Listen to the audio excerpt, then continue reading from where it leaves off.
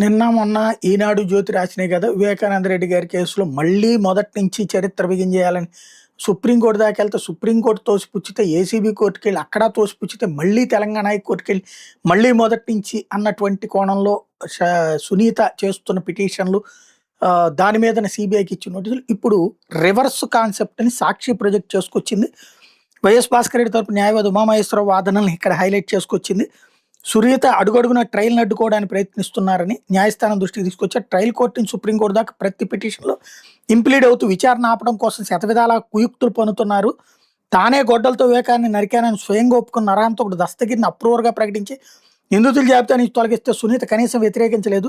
నిందితుల్లో చాలా మందికి లేని షరతులు వృద్ధుడైన భాస్కర్ రెడ్డికి విధించడం సబబు కాదు. ఉమామహేశ్వర వాదన కొనసాగిస్తూ వైఎస్ వివేకా కేసులో సునీత బాధితురాలు గానే కాదు, ఆమె పైన పలు అనుమానాలు ఉన్నాయి. కొందరు రాజకీయ లబ్ధి కోసం కేసు విచారణ పూర్తి కాకుండా చేసేందుకు ఆమె ప్రయత్నిస్తున్నారన్నటువంటి వాదనలు వినిపించారంటూ వీళ్ళు హైలైట్ చేసుకొచ్చారు.